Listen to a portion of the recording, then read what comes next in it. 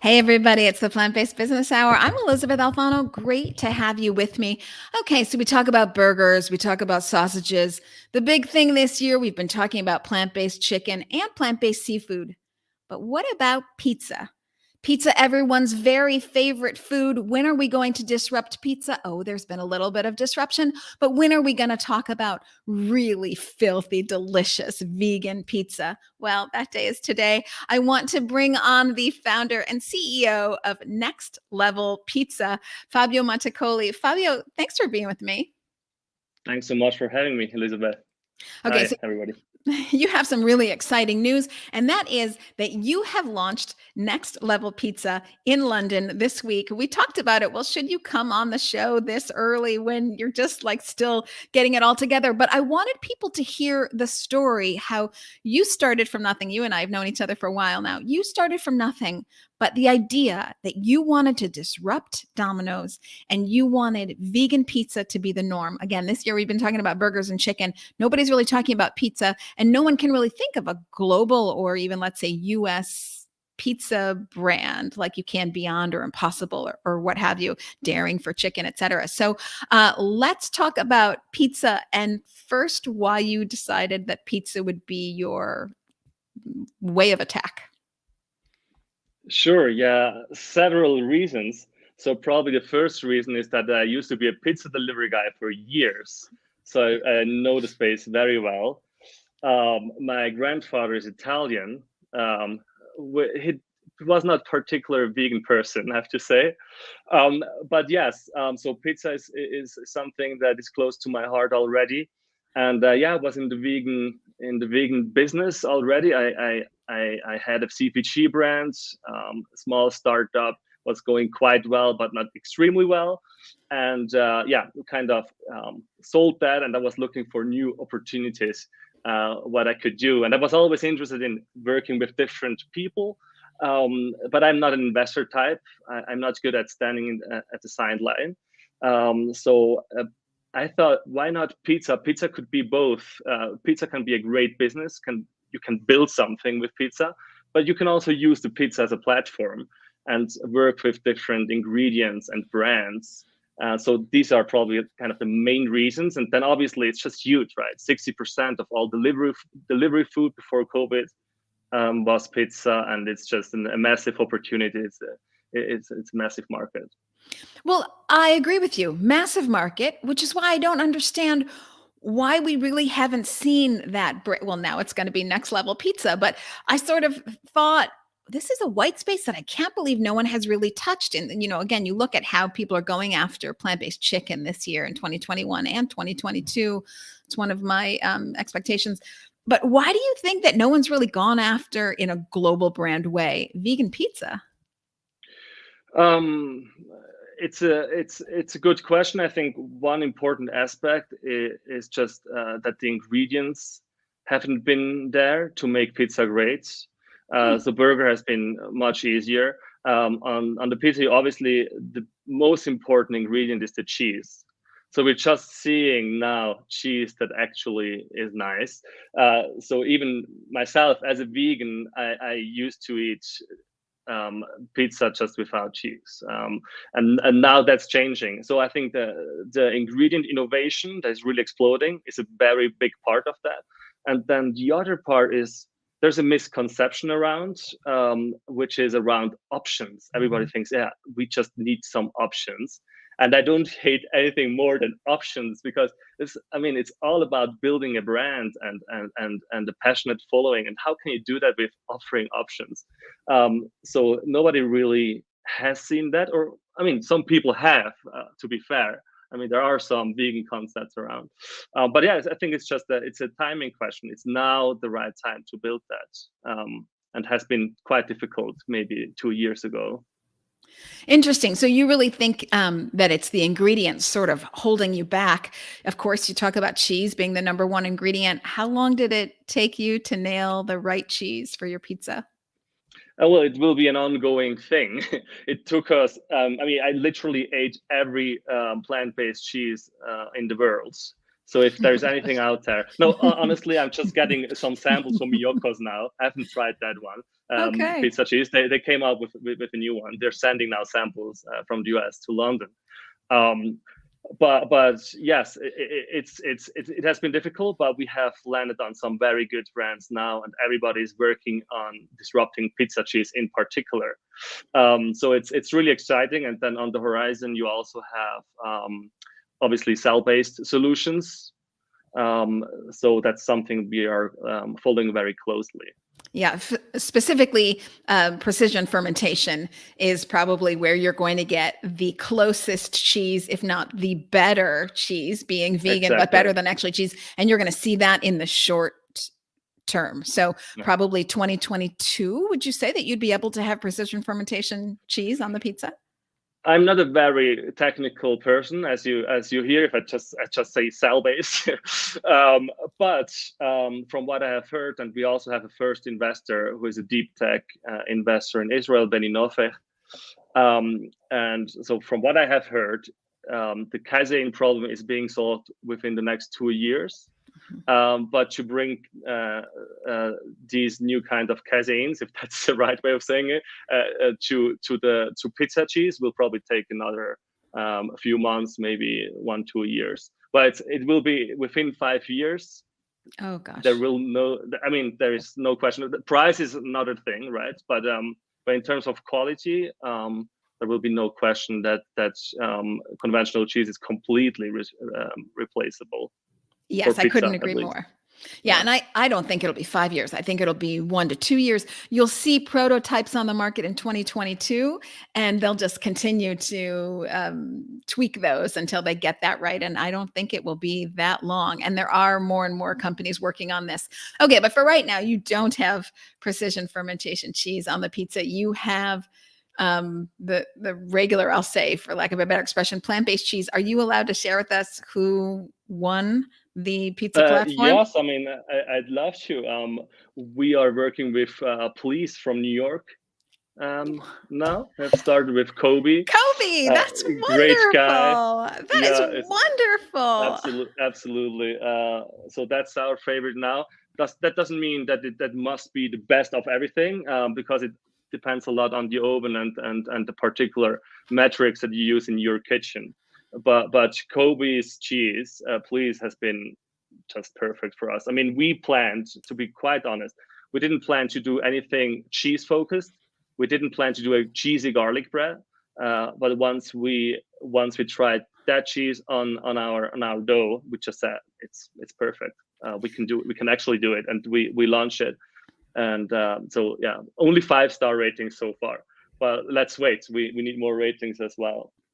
So, I'm already getting requests from folks on Facebook and LinkedIn to show the pizza. So I've gone to your Instagram, and let's see if I can share the screen. Sure.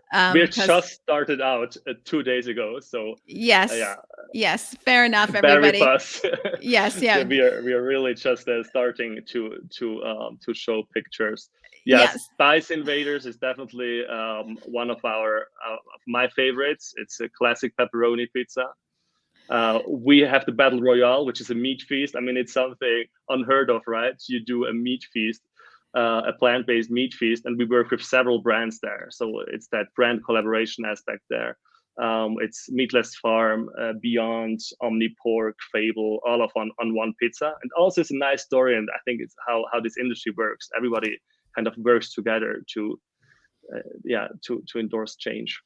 Okay, I don't want to go so fast. You said Meatless Farm, Beyond, and Fable. So not everybody might know Fable. So we'll get to that in a second. We all know Beyond. Did you use Beyond Crumbles, or what did you use there? In that case, we use, I think, if you say crumble, you mean mince, probably, right? Yes. We use Beyond mince. We didn't use the burger meat because Beyond, I mean, it's amazing, but it also has a signature taste. Mm-hmm. And the burger is actually more Beyond taste than the mince. So we went with the mince. And Omnipork as well. I mean, I'm just a huge fan of that product. Very versatile. That's kind of a pork sausage product. And you put that on this as well. So you've got Beyond and Impossible on the same pizza? No, not Impossible. Omnipork. Okay. Impossible is unfortunately Impossible is not in the UK yet. But we definitely want to do the Beyond Impossible pizza. Definitely, we're already talking to these Yes. people in Europe. To Craig Davis, shout out to you, Craig. Please let me know. We are waiting. Yeah, this is so wonderful. Right. Okay, my mistake there, because you had said OmniPork and Omni Foods. OmniPork, David Young, really revolutionizing, I'll say, access for the Chinese and Asia to plant-based porks. Just a wonderful leader and wonderful person. He's been on this show, and I use his OmniPork spam, I guess they call it. So this kind of pressed pork, and then I air fry it and I put it on it's called frisé salad. So this kind of really thin, spiky salad. And then I've got this, frisé au lardon, which I just love. Anyways, I divert. But okay, I see what you're saying now. So here we have Beyond Meat, the mince, and we have Omni Pork. So you've got basically beef and pork, and then Fable Food. Tell people where Fable comes from. This is a global pizza, clearly. Where Fable comes from and what kind of meat is it? So Fable, and please correct me if I'm saying anything which is not right or not correct, but Fable is from Australia, I think. Yes. And they use mushrooms, and it's kind of beef chunks. Again, very versatile and just an incredible texture. And I have to say, I'm a vegan, but I haven't been a vegan for 20 years, so I still know what good conventional meat tastes like. And that's just, I mean, that's really competes with good beef chunks. So yeah, shout out to them, and they're just started out in the UK a few months or weeks ago. No, I think months, yeah. And they launched at I just forgot the name, a fast food chain in the UK with their product, and just sold out within a few weeks. Yeah, it's incredible. The Fable Food Company, they are out of Australia. They do use mushrooms, and it is braised beef. That's what they've got, these braised beef chunks. It's like nothing. That's my English. No. I'm just saying chunks, yeah. It's like nothing I've ever tasted. And so that pizza is going to be represented Beyond Meat, the United States, Omni Pork for Asia, China, and Australia represented by Fable Food Company, as well as you have pork and you have beef and then you have braised beef. I mean, my gosh. So you're not going for health first. No, I want to tell you a little story about Fable. They launched in Lyon and they sold out within weeks. Lyon is a fast food chain, healthy fast food chain, vegan, but not all of it. It is vegan in the UK, especially in London. And they sold out, but I really wanted to have Fable on our pizza, but it's in Australia. I have to produce and all the supply chain difficulties. So I went to every retail shop and I found one online shop that still had 60 kilograms of Fable, and I just bought everything. And I called the sales director of UK and said, "So you owe me something. We just made everything to launch with you." So yeah. That's incredible. Okay, well, let's talk a little bit about this partnership or the pizza as a platform concept. So I was talking geographically, we've got the world represented, but you're talking about the major brands around the world. So at some point you'll have Impossible and Beyond together on a pizza. It's kind of cool. Come on, because we've always talked about the burger wars. So that could be really cool. And then even having these major brands, Omni Pork, Omni Foods, Beyond Meat, and Fable all together, it really is a co-branding, cross-marketing dream. So how has this been working out with the brands to have several different brands on one pizza? And then how's the marketing going there?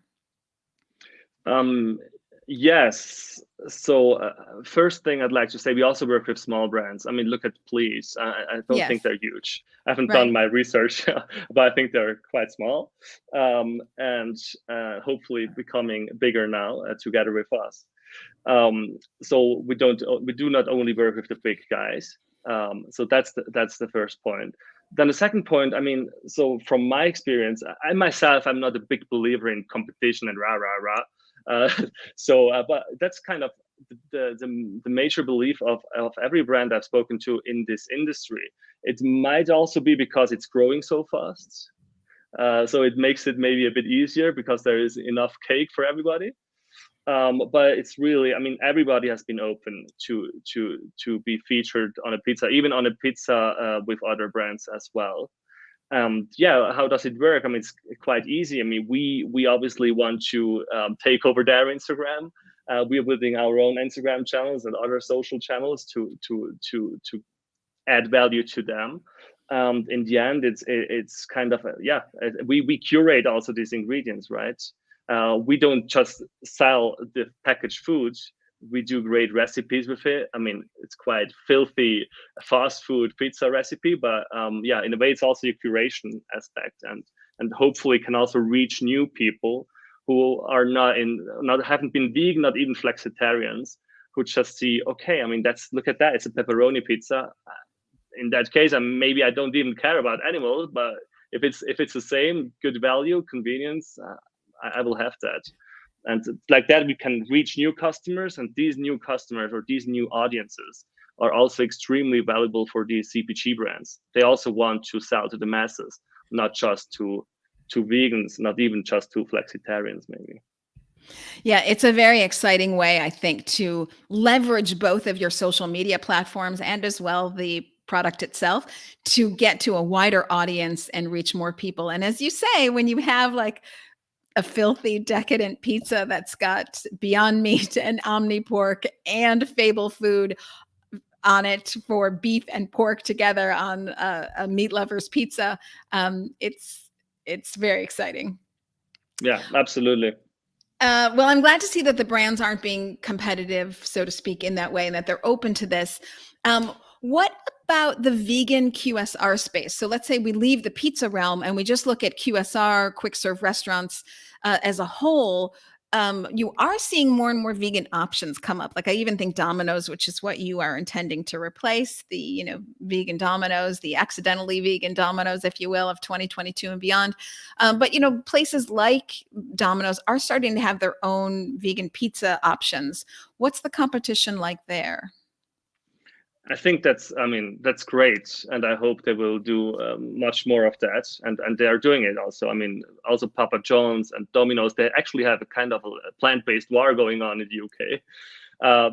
So that's great. But as you said, these are options, and options, you have it in the word, they don't want their core customers to eat that. I mean, for several reasons, and maybe I'm also guessing now a little bit, so maybe not all of that is true. But I would say they make more money if they sell a conventional meat pizza at the moment.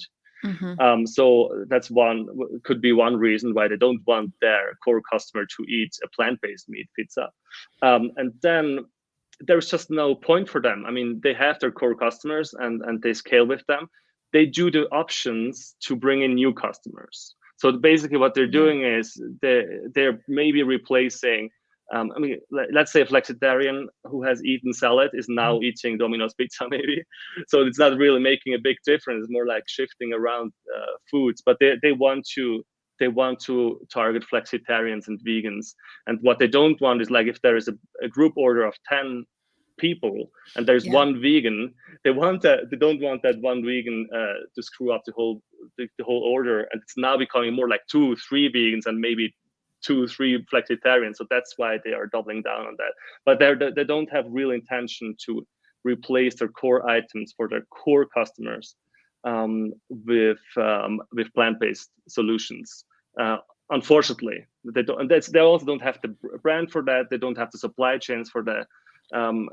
I think eventually they will have to, but that's a few years down the road. And by then, so there's not really competition in that sense. Sorry, I'm just saying we're trying to do exactly that, right? We're trying to cater to their core audience with an accidentally vegan product, which is a huge challenge. I don't even know why I began that, but I think I think it's now doable, and somebody has to do it. Why do you say it's a huge challenge? I mean, in a way, I see you again, lining up down the future Impossible Foods, and then you've got all these other brands, Please Cheese and Beyond Meat and Omni Pork and Fable and others, because I know I've introduced you to a few of them. So why do you say that it's a huge challenge? Because it seems like the products are finally there, the toppings. So what is the challenge? Just smaller markets, smaller budgets? it's a marketing challenge, right? I mean, Mhm. it's a huge challenge in a positive sense, but it's a marketing challenge. It would be way easier for us now to really open a niche and say, okay, we are another plant-based vegan pizza brand, and we save the world, and we are called vegan pizza guys. This Yeah. would be easier to reach the first million or 5 million of revenue. And we have obviously a customer acquisition challenge that we will have to solve, which is going to a core Domino's audience and explain to them, without using the word vegan probably, why they should eat that pizza and not that. And it's becoming possible thanks to these ingredients. And I also think thanks to a pretty smart marketing strategy that we have. But it is a huge challenge. Yeah, I see what you mean. So you've got that taste hurdle to make sure that it is good as or better to really bring in this core customer of meat eaters. I think the taste hurdle is not even that big. It's more like the perception. Mm-hmm. So it's all about customer acquisition. So first purchase, it's all about first purchase. Once they have tasted it, it's quite easy because it's like, oh wow, that's so tasty, and it's even. I mean, we are value based, right? We are not expensive, so you don't really have a reason not to eat vegan pizza anymore. So let's say moral becomes much easier with our product, but just explaining that to people through, let's say, social ads, it's difficult. They don't believe you yet, but I mean, everything helps us. I mean, the whole perception is changing. It's changing, and it's changing really quickly. I mean, what do you think about the cool factor that, because you're going for a younger audience, and we'll talk about your demographic in a minute, but you can see from the images that we've shown on screen, you're going for gaming community, et cetera. So I would think that community is getting more and more in tune to, not wanting to eat like my parents, and the world is changing, and I care about climate. In fact, according to the Good Food Institute, and also underscored by Innova Market Insights, now the health of the planet has surpassed individuals' interest in their own health as the number one reason that people are considering and trying plant-based options. So that's true for that younger generation, which really doesn't care about a heart attack at 18, but they're starting to think about, my own future, my own planet, and how I want things to be. So I would think that talking to them now, I mean, obviously easier than it was in the past, but maybe even you've got street cred that Domino's will never have. Yeah, absolutely. I think this is exactly the case. We have, or at least will have, this street cred, and that's the power of branding, right? You can with introducing options, you're not going to build brands. You don't even want to. That's why you only do options. Otherwise, you would just launch a second brand called, I don't know, Right. Domino's too. No, Yeah. I mean, they would come up with a great idea, but maybe they should do that. But yes, I think so. That makes a lot of sense, and Gen Z definitely thinks about these things. Maybe 35% are kind of vegan or drawn to veganism, or just think about the world on a daily basis. There are still 65% who are like, I don't care, I'm bored, I'm gaming. But even in that 65%, I think there's a lot of latent demand for something better.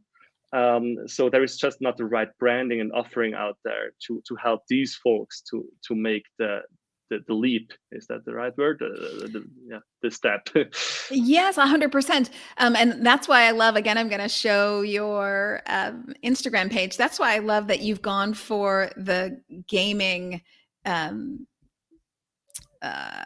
foray to reach that Gen Z demographic with, Next Level Pizza and just really fitting into that gaming community. Because I think you're right, there is a lot of latent demand. And I think if it's easy enough for them, so there's not a hurdle for convenience or price and ultimately taste, they'd much rather have this than Domino's, because they wouldn't maybe go out of their way for it, but they are already educated on the subject of the environment and cruelty factors and factory farming, et cetera. And so I think if it's easy for them, they'll do it.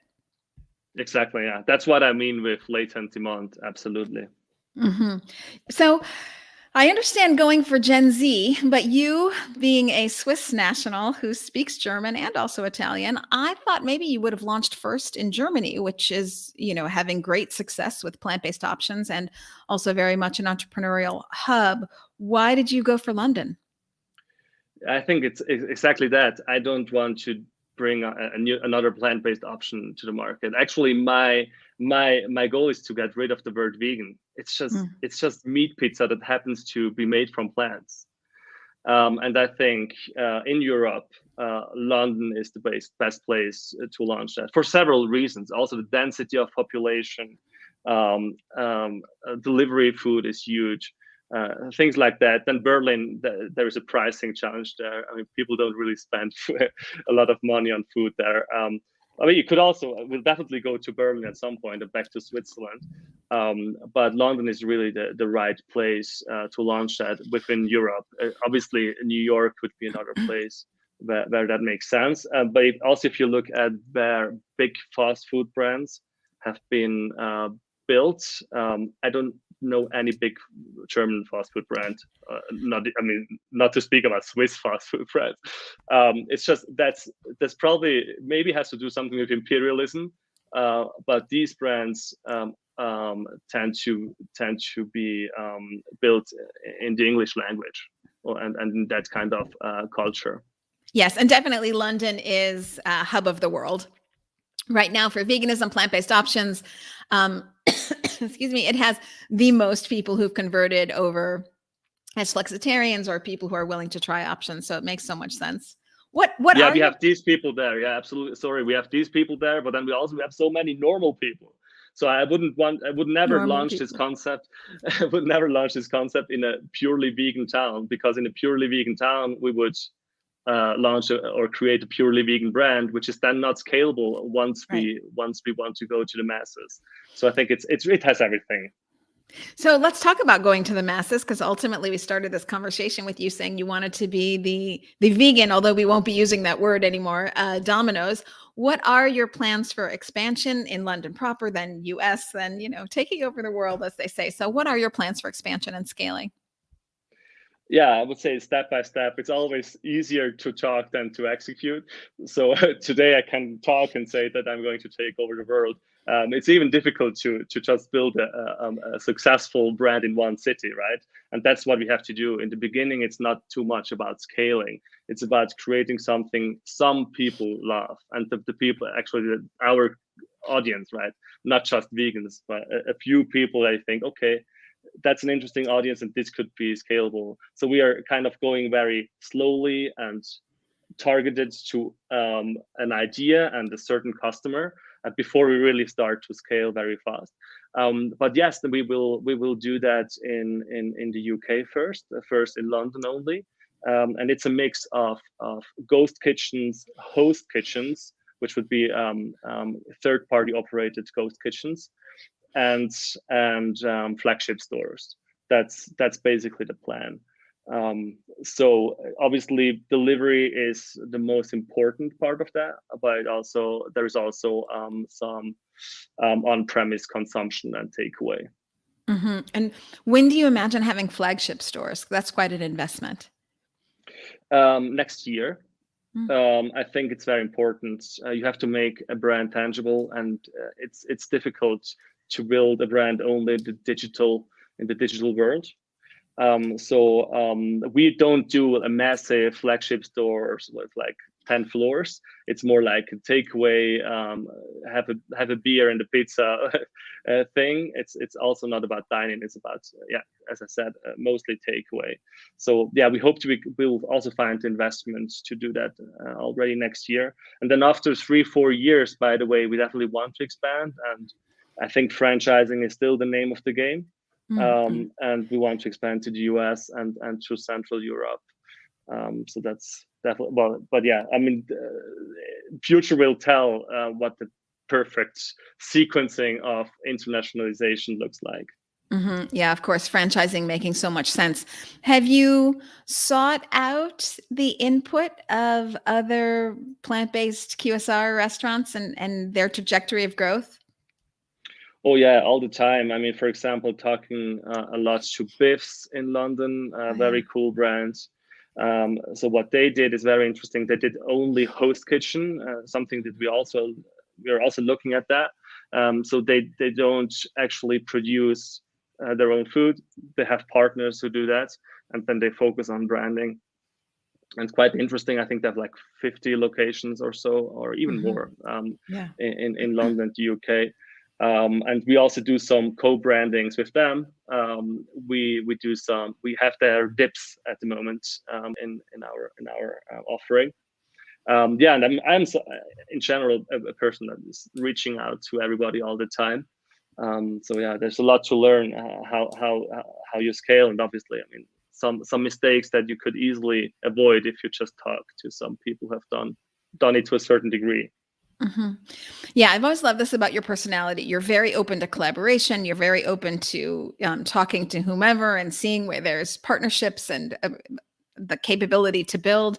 You famously have said to me many a time, I just don't bother with NDAs. I think they're a waste of time. I mean, that just shows a lot about your mindset, though, how you're willing to be open, share information, and let's just move the ball forward rather than spending a time on will they take it or will they get more from me than I got from them, or any of those sorts of things that can hold us back as an entrepreneur. Another thing that I love about what you said is just to build that brand is focus, focus, focus. Just do the couple of things that you do. I mean, you just started. So when I look at your Instagram, you've got the garlic bread, a pepperoni pizza, and a meat lovers pizza. I know that you have more pizzas coming down the pipeline, but they're all in the same vein. Maybe you can talk to people about what the worst pizza is. I mean, it's all of that is already online, just not on our Instagram. We're rolling that out now through Instagram. But if you look at Deliveroo in Battersea, our first ghost kitchen, you already see all of these pizzas. We have around 10 pizzas at the moment. Yeah, the worst pizza ever. Absolutely, the worst pizza ever is a hot dogs and chips pizza with mustard. And you're laughing now, but chips on pizza is an Italian thing. It's called patatine. Patatine e wurstel. It's an Italian thing. So hot dogs and chips is actually not. It's not actually less innovative than you would think. But it's great. Yeah, we use moving mountain hot dogs there, and it just works. But you see, I mean, we are quite cheeky. We call it the worst pizza ever, but it's literally the best pizza ever. Yeah. So a couple of things there. I love Moving Mountains. Love them. Love that brand. I had their hamburger when I was in Iceland, and I was like, stop the press. This is incredible. And then just for anyone hearing this, we're saying the worst pizza ever. It's spelled WURST, like bratwurst, like a German wurst. Yeah, like a German wurst, which is where you get the hot dogs and chips. Another translation, we're not talking about potato chips here, we're talking about British chips. So we're talking about French fries, sort of potato French fries. Yeah. Yes, it's nice that I'm already perceived as British. That's good. I just love it. I think there's been some really creative things that you've done to reach your target market. Again, about these decadent and extravagantly unhealthy, I'll say. You know, it's really, you are not touching health at all. You are going for just really gross and fun decadence, which is really that's exciting. True. That's definitely what we stand for. But in the end, if you look at the actual ingredients, I mean, it is way healthier than the direct comparison. 100%. I mean, what is no cholesterol, for example, and just, I mean, less sugar. We work for example with BioLife cocoa spreads and do an amazing, very dirty dessert. It's like it's marshmallows, the BioLife cocoa spreads on dough balls, and doesn't look and taste very healthy. But in the end, the BioLife cocoa spread has maybe 15 grams of sugar per 100 gram. And if you look at like normal chocolate sauce, it's like 70 grams. So just a small example. So I think we, even on the health side, we can be of benefit, but it's definitely not. It's not our main focus, and also has never been my personal motivation. For me, it was always about the animals. Well, thank you for that. So much to unpack here. So when you mention marshmallows, you're mentioning the brand Dandies out of Chicago. They do the only plant-based vegan marshmallows that I know of. Great story there. You can go to Plantbased Business Hour, ElisabethAlfano.com, plant-based business hour to find their interview. But also what you're saying, and I really just want to take the time and say this for our audience. So obviously health is a spectrum. Healthier is a comparison. So you have factory farmed meat. It's going to have trimethylene N-oxide. It's going to have animal heme. Both of these very bad for your heart. It's going to have antibiotics. It's going to have hormones. It's going to have cholesterol. It's going to have no fiber. Then you might move up the scale and you would have, let's say, regenerative farming, free range cows. Maybe there's no antibiotics and hormones. That's not 100% sure, but they're still going to have trimethylene N-oxide, animal heme, lots of cholesterol, and no fiber. Meat has no fiber, which is just incredible. Then you might move to, let's say, the first pizza ever. You will have benefited yourself because there is no cholesterol. You will get some fiber. You won't have antibiotics. You won't have hormones. You won't have animal heme, and you won't have trimethylene N-oxide. But sure, you're going to get some fat. You're going to get some sodium, but obviously much better. Then if you wanted to go from there, you might go to your own bowl that you make at home with mushrooms and vegetables and brown rice. And then you would move along to, let's say, the next thing, which would be a raw diet. So on this spectrum of health, the plant-based options, even the decadent ones, are much healthier as we go through the comparison. Okay. Yeah, and a lot of fun. And we also offer some pizzas that you might consider as even healthier. We have even a vegetable pizza. We were talking about that for a long time. Do we really need a vegetable pizza? Well, okay, 1 out of 10. But it's with aioli on top, so don't worry. So and we have a tuna pizza. We work with Good Catch. So things like that. We're not only doing chicken nuggets pizza, which is something we do with this, or a meat feast pizza. It's not all about that. So there is a spectrum even on our menu. Well, I would think you would have to have a vegetable pizza because young women, girls, they also game and they do want a vegetable pizza, I would think, right? You're not just going after boys 14 to 21, right? Or tell me more about your demographic. Let's get back to that. No, absolutely. We don't only go to boys 14 to 21. I mean, if we're talking about like the younger generation, we think more like 18 to 24, which is definitely an important demographic for us. And sure. I mean, since even if we keep it kind of secret, but people know we are vegan. So healthy-minded people know us and will know us and will be interested. And obviously vegans, and I know that myself, are very good in detecting everything vegan. So even if you don't want them, you will have them. But obviously also we do want them as well. And they're great ambassadors and really support us. So in a way, the spectrum could be quite big. But I think if you're building a brand, you have to stand for something, and you cannot make it right for everybody. So I believe, vegetable pizza is a question, but there are great vegetable pizzas out there. So for people who really love vegetable pizza, I don't really see that we add a ton of value. And I want to do things that add a ton of value. I think that's the main point. Okay, great to know. Maybe we can talk about, you've been at this now. When did you get the idea that you would do this? How long did it take you from idea to execution, and how many iterations of that idea did you go through? I would say probably like 9 months now. And execution, I mean, it's part of the execution, right? We launched a brand, we launched the first location, we have built a team, we have great advisors. So first investors, but it's really, I mean, I'm not saying we have executed the mission, not at all. But I think important first, maybe 20% are done.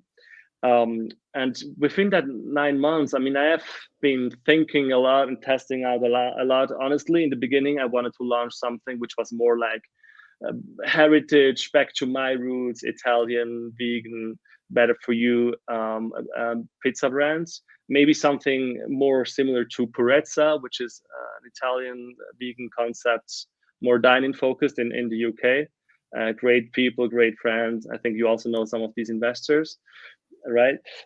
So, but when I learned about all these ingredients, and I wanted to just to use the best ingredients, not just things that look Italian. And I thought, okay, let's build something that actually can use various ingredients, doing various cuisines, doing fun stuff. And then I landed on fast food, and I was like, wait a minute. And actually, fast food is also a real problem. That's also a real problem I want to solve. I don't want to make vegan people eating pizza instead of bowls. No, keep eating bowls, vegan bowls. That's fine. You don't need my pizza. I want to replace factory farmed products. So that's why it made sense. And I think one fun iteration that we also did, we kind of parked that for the future, is like the whole collaboration aspect of these brands on the pizza. We thought we could bring that to another level, and maybe even doing something like a park with different concepts and we in the middle. And but yeah, we saw that's quite complex, and we would become kind of landlords, and it's another kind of business. So who knows, maybe if we build $1 billion company at some point, I will do a spin-off and create that. Yeah, but definitely different ideas, directions, and then got to know intelligent people, and honestly sometimes just people that are smarter than me, who gave me new inputs and made me iterate. That all happened in the last kind of 9 months. Yeah.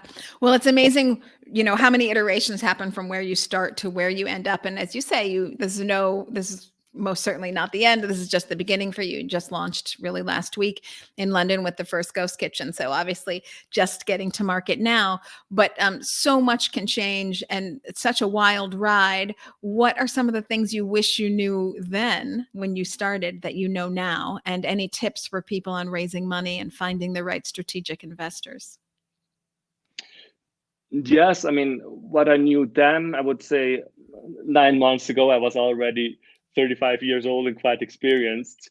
I still learned a lot. I'm not saying, but I think more interesting is what I didn't know like 10 years ago. Okay. And so I'd like to, I could tell you 1,000 things that I learned in the last 9 months, but I think it's less interesting.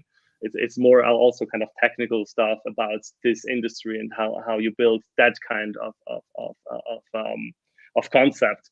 But like 10 years ago, what I really didn't know is that scale can also be dangerous, and it's not all about scaling in the beginning. So you have to go deep and slow until you have something that really makes sense. Build something that a few people love instead of something that like maybe hundreds of thousands kind of like. I think that I didn't really know that. So I was all about, okay, I have something, let's scale it, let's delegate, let's bring in 1,000 people and make that the next big thing. I didn't really get the sequencing right of that. I should have gone much slower in the beginning of my startup career. I think that's one very important learning. And so let's stay with that, because I think that is contrary to what people think now, particularly when the market is moving so quickly for plant-based items. When you say go slow, are you saying you really want to develop that brand loyalty with that customer before you start, version number 2.0, version number 3.0, making changes on it, trying to bring in new customers so that you can expand, rather than just making sure you are good with that first customer who loves you and will never go anywhere? Yeah. Yes, kind of. I think to put it very simple in not very nice language is, if you scale shit, it becomes more shit.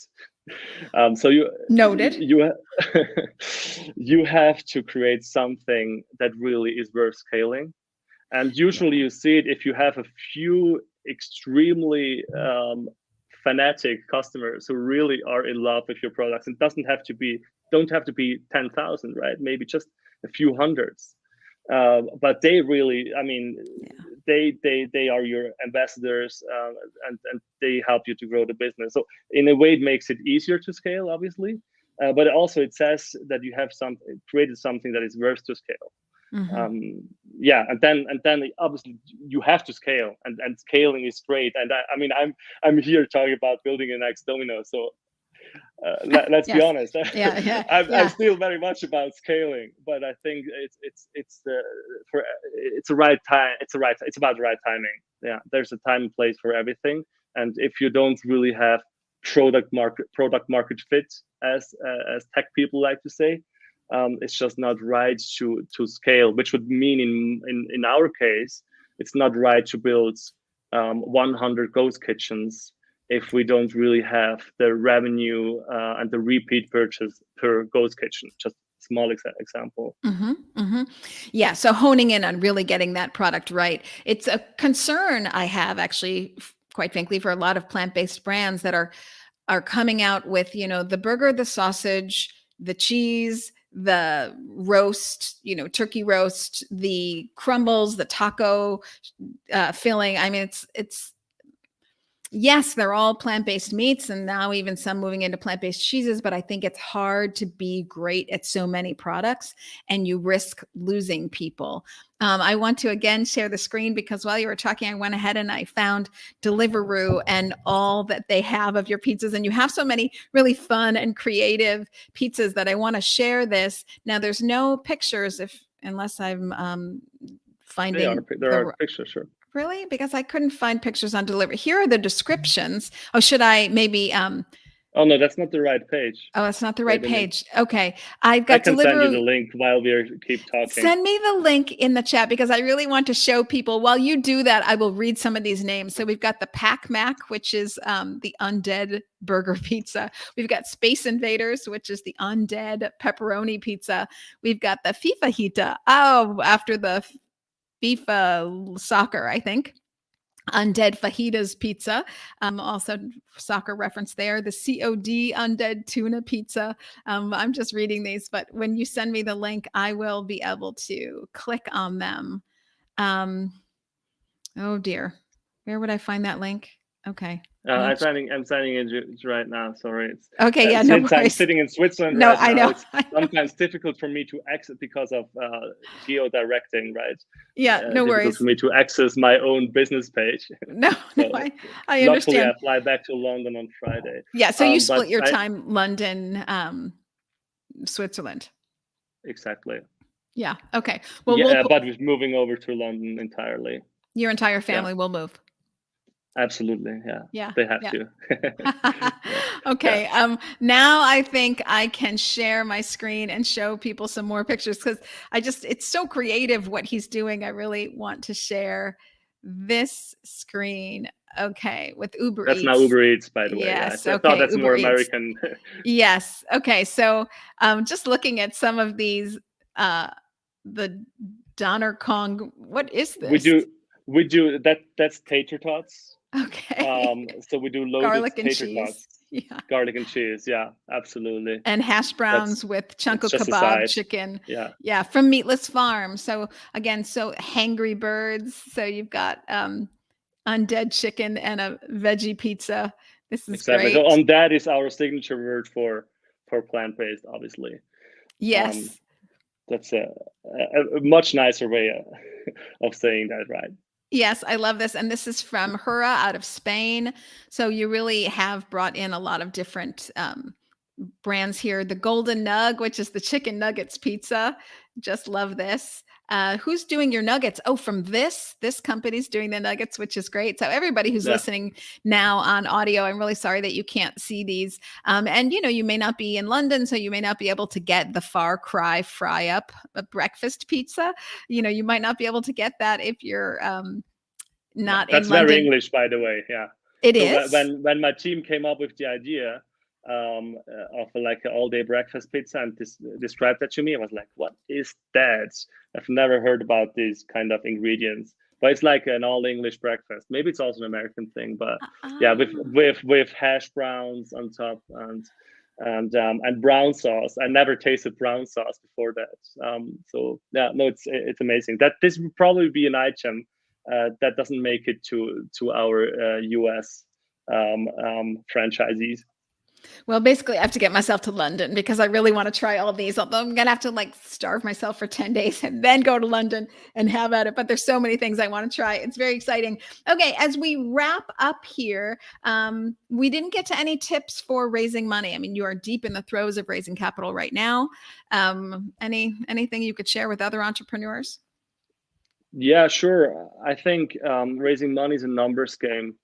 Unless you do like let's say cell-based or cultured meat based on blockchain, Okay. unless you do something like that, nobody's throwing money at you. And so you actually, I think we have some numbers heard from other entrepreneurs, usually like 40 calls or pitches lead to one investment. So that's a lot of work. So it's really, you have to build a list and then reach out to these people again and again and again, and don't get discouraged by a lot of no's, because you will probably hear a lot of no's. So I think that's the most important takeaway. So yeah, get your no's, and also get to a no, because what investors like to do is not saying no, and then they keep wasting your time. Sometimes, not everybody. And so your goal should not be to get to a yes. Your goal should be to get to a no and then move on. So that's how I approach it. I think that's very interesting. I also think that most of the investors, particularly if they're in this space, they could have some very good feedback. So be sure you're listening to what they have to say, because they might have some very good tips for marketing or comments on branding or what have you. So there is information to glean. It's not just time going out, but absolutely. Sorry for interrupting you, but I just want to say that's the best no. The no with some additional information. So I would always go back to investors that know and ask him why, or her. Absolutely. I mean, that's valuable. Not always the reasons are not always great, but you hear that. But then maybe a second kind of tip. I think go big in your plans. And then maybe fail above everybody else. But I think there's no point in not going big. There's really, I mean, paper is patient. That's what, I don't know if you say it in English. It's a German expression, I think. But yeah, use that paper to draft some amazing, exciting plans. It's just great. It's just more exciting to build the next Domino's than to build a plant-based pizza chain in London. Yeah, so I think that you should do that, not being ashamed about being audacious, because yeah, everybody knows it's probably difficult and maybe you're not making it, but you have to try to change the world. Otherwise life is short. Otherwise you're wasting your time. I love this. We do say something in the States, go big or go home, but that really, and when you incorporate that really into your way of moving through the world as an entrepreneur or other, there's no room for fear. So yeah, you might fail and people might know you're failing, but much better to go big and potentially go home if it doesn't work out your way, but it's go big or go home. Or not even go home, just stay there and do the next thing. Right? And do the next thing, right? I love that about the US. I really loved about the US. We don't have enough of that in Europe. This mentality. Michael Jordan, famous basketball player, used to always say the reason he was so successful is because he had failed so many times. And he was told by his high school coach to give up and that he'd never amount to anything in basketball. So it's a different domain, obviously, but very interesting sentiment. Okay, so as we wrap up here, usually I like to ask about predictions. We're just about at the end of 2021, so we do have future years coming into focus, but specifically around pizza, I'm wondering if you can tell us what are the predictions for the pizza marketplace in, let's say, the next 3 to 5 years. Yes, I kind of made fun of blockchain, but I think blockchain will actually. I'm not. Let's say I'm not an expert, so I'm now just starting to think about how this will affect fast food in general. So maybe what I'm saying now is not very intelligent, but I'm just being open about what is in my mind. But I think actually food production, restaurant food especially, could be much more decentralized in the future through something, or empowered by something like Web 3.0 and blockchain. Also co-creation of recipes and things like that. So I think blockchain will have a huge impact also on fast food and how we operate and scale these kind of businesses. As I said, I don't know yet how exactly, but I will closely follow these developments. And then, yes, I mean, ingredient innovation is just exploding. And I predict that the word vegan is not being used in a few years. It's just a normal thing. There's no point in building something specifically vegan, right? It's just a building block, and the ingredients are perfect. So I think, yeah, all of that will happen much faster than maybe people think right now. It's exploding. So I think, yeah, that's not very concrete for the next 2 years. And it's also honestly because I don't know exactly what is coming. I just know a lot will be coming. It will be an avalanche of innovation, and Yes. we will have a tipping point where when everything changes in maybe just a few months or 1-2 years, because it's like bam, and everybody's like, okay, what have we been doing the last 1,000 years? It's not possible that we treat animals like that. But that's not because people are becoming more moral. It's because it's becoming easier to be moral with the solutions that we have coming from technology. Yeah, I agree. As soon as we figure out the co-manufacturing bottleneck dilemma, you're going, because right now there's so much more consumer demand than there is supply, you're going to see those floodgates open because the innovation is there. So many people are working on the innovation and the technology. So the taste, texture, this is all coming, and price was just shortly there behind if we can figure out co-manufacturing. So I think that we're going to find once that is really solved, it will be almost one day to the next. And everybody will say it's because they feel, gosh, how could we treat animals that way? But ultimately it was because it became tasty, convenient, and affordable. And so why would you do anything else? So I think we're on the brink of that very shortly. So very exciting time, and definitely within our lifetimes, I think you're going to see the majority of meat is plant-based. This alternative thing is no longer alternative. This is what I predict in my lifetime. Okay, as we wrap up, you are having a busy day. You're running all over the place. You're maybe even commuting London to Switzerland, and your day is not going the way you would like. Is there a phrase that you say to get yourself back in the game? Yes, there's a phrase from Seth Godin, which is amateurs do what they love, professionals love what they do. And I really love that phrase because the meaning is clearly you have to start by doing, and loving and passion and all of that comes later. But you have to ship, you have to do, you have to, I mean, again and again. And it's not about your sentiment. Maybe you don't feel like it certain days, but if you show yourself that kind of consistency, you also actually start loving what you do. So I think that's a good one. Mm-hmm.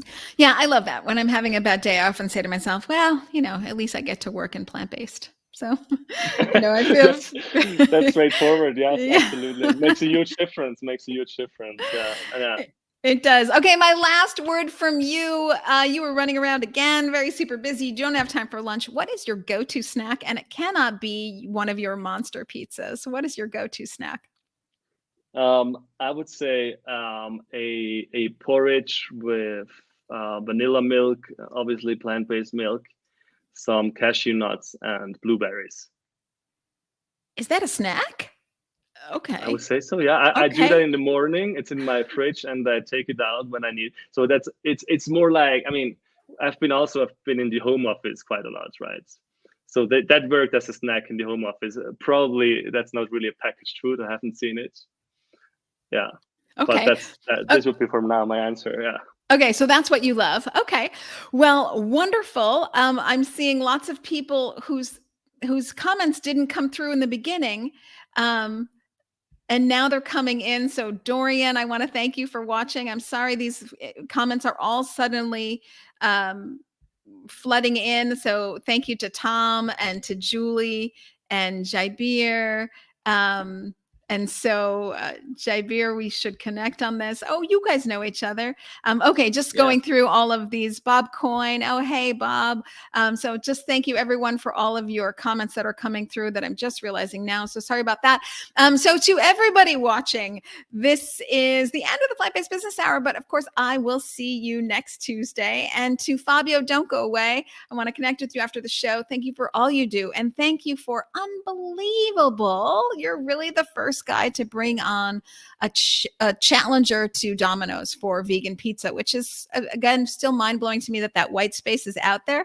But regardless, you are tackling it head on. So thank you with all your filthy, dirty, decadent, super delicious pizzas launching in London this week. Next Level Pizza. Thank you for taking on Domino's, for thinking big, for hopefully scaling big when the time is right, developing that great customer loyalty, and anything we can do to help, just hit us all up. We're all going to follow you on Instagram. Go to NXT Level LVL Pizza PZA. Go to the Instagram page, and if you are in London, well, go get yourself some Uber Eats or Deliveroo, or you can stop by as well. So the website is here, nxtlvl.pizza, and go to NXT LVL PZA Instagram page. Fabio, thanks for being with me. I hope you've had a good time. Thank you so much, Elizabeth. It was fun. I hope it was interesting for the audience as well. It's interesting for me, so we'll go with that. Everybody, I will see you next week. Fabio, stick around. Everybody, thanks for being vegan.